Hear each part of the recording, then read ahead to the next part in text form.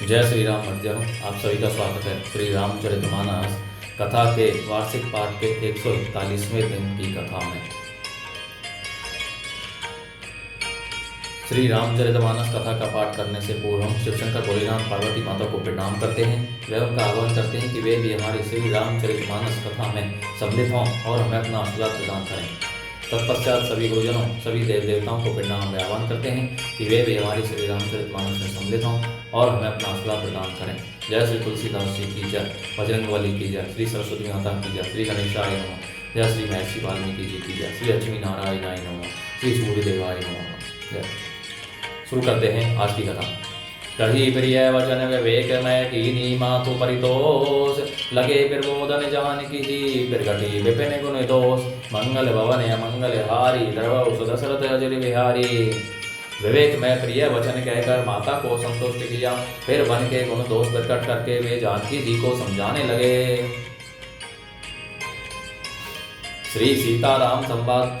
मातु समीप कहत सकुचाही, बोले समौ समुझी मन माही, राजकुमारी सिखावनु सुनहु, आन भांति जिये जनी कछो गुण हो। माता के सामने सीता जी से कुछ कहने में सब चाहते हैं, पर मन में यह समझकर कि यह समय ऐसा ही है, वे बोले हे राजकुमारी मेरी सिखावन सुनो, मन में कुछ दूसरी तरह ने समझ लेना। आपन मोर नीक जो चय हो, बचनु हमार मानी ग्रह रहो, आय सु मोर सासु से बिकाई, सब विधि भामिनी भवन भलाई। जो अपना और मेरा भला चाहती हो तो मेरा वचन मान कर घर रहो। हे भामिनी मेरी आज्ञा का पालन होगा, सास की सेवा बन पड़ेगी, घर रहने में सभी प्रकार से भलाई है। ही ते अधिक धर्मो नहीं दूजा, सादर सासु ससुर पद पूजा। जब जब मातु करी ही सुधी मोरी, होई ही प्रेम विकल मति भोरी। आदर पूर्वक सास ससुर के चरणों की पूजा सेवा करने से बढ़कर कोई दूसरा धर्म नहीं है। जब जब माता मुझे याद करेंगी और प्रेम से व्याकुल होने के कारण उनकी बुद्धि भोली हो जाएगी, वे अपने आप को भूल जाएंगी, तब तुम्हें कही कथा पुरानी, सुंदरी समुझाए हूँ मृदु बानी। कहूँ सुभाए सपत सत मोही, सुमुखी मातो हित राखूं तोही। हे सुंदरी तब तुम कोमल वाणी से पुरानी कथाएं कह कहकर इन्हें समझाना। हे सुमुखी मुझे सैकड़ों सौगंध हैं, मैं यह स्वभाव से ही कहता हूँ कि मैं तुम्हें केवल माता के लिए ही घर पर रखता हूँ। गुरु श्रुति सम्मत धर्म फलो बाह्य बिनि कलेश, हट बस सब संकट सहे गाल बिन होश नरेश। मंगल भवन मंगल हारी द्रवो सुदशरथ अजर बिहारी। मेरी आज्ञा मानकर घर पर रहने से गुरु और वेद के द्वारा सम्मत धर्म के आचरण का फल तुम्हें बिना ही क्लेश के मिल जाता है, किंतु हट के वश होकर गालव मुनि और राजा नहुस आदि सब ने संकट ही सहे। मैं पुनि करी फिरवान पितुवानी, भेगी फिरव सुनु सुमुखी सयानी। दिवस जात नहीं लागी बारा, सुंदरी सिखवनु सुनहु हमारा। हे सुमुखी हे सयानी सुनो, मेरी पिता के वचन को सत्य करके शीघ्र ही लौटूंगा, दिन जाते देर नहीं लगेगी। हे सुंदरी हमारी यह सीख सुनो, जो हट कर हूँ प्रेम बसे बामा, तो तुम्हें दुख पाऊ परिणामा। काननु कठिन भयंकर उभारी, घोर घामो हिम बारी भयारी। हे वामा यदि प्रेम वश हट करोगी तो तुम परिणाम में दुख पाओगी। वन बड़ा कठिन अर्थात क्लेशदायक और भयानक है, वहाँ की धूप जाड़ा वर्षा और हवा सभी बड़े भयानक हैं। उस कंटक मग का करे नाना, चलब बया देहि बिनु पदे त्राना। चरण कमल मृदु मंज तुम्हारे, मार्ग अगम भूमि धर भारे। रास्ते में कुछ कांटे और बहुत से कंकड़ हैं, उन पर बिना जूते के पैदल चलना ही होगा।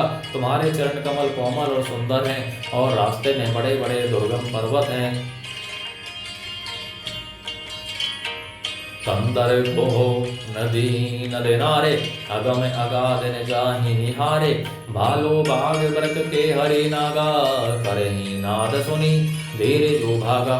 पर्वतों की गुफाएं, खो दर्रे, नदियां, नल नद और नाले ऐसे अगम्य और गहरे हैं कि उनकी ओर देखा तक नहीं जाता। रीछ, बाघ, भेड़िए, सिंह और हाथी ऐसे भयानक शब्द करते हैं कि उन्हें सुनकर धीरज भाग जाता है।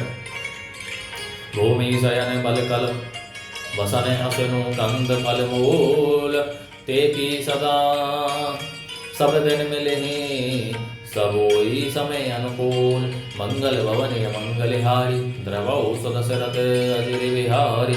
जमीन पर सोना, पेड़ों की छाल के वस्त्र पहनना और कंद मूल फल का भोजन करना होगा, और वे भी क्या सदा सब दिन मिलेंगे। सब कुछ अपने अपने समय के अनुकूल ही मिल सकेगा। नर आहार रजनी चर चरही, कपट भेष विधि कोटक करही। लागई अति बहार गरबानी, विपिन विपत्ति नहीं जाय बखानी।